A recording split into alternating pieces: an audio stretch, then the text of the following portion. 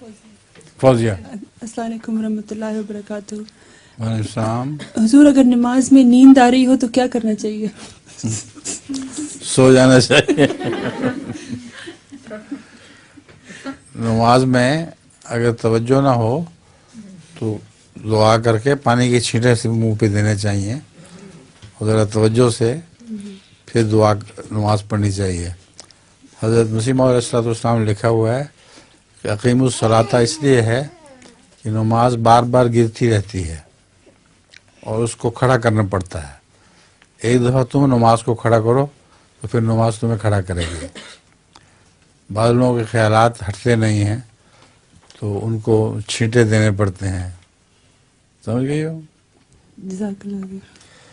اب نماز کا سوال ہوا تھا، ایک شخص نے کہتے تھے نا نماز بعد میں پڑھ سکتے ہیں، کس نے سوال کیا تھا؟ آپ نے کیا تھا؟ جب آنکھ کھلے ایک آدمی نماز کے لیے نہ اٹھا اور اس کو شیطان نے بہکا دیا کہ ابھی وقت ہے، ٹھہر جاؤ۔ وہ پھر سو گیا یہاں تک کہ نماز کا وقت گزر گیا۔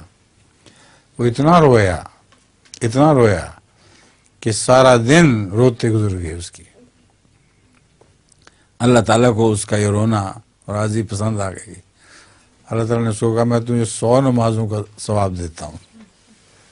ایک باری گئی اس پہ اتنا تم نے رنج کیا تو میں تمہیں 100 نمازوں کا ثواب دیتا ہوں۔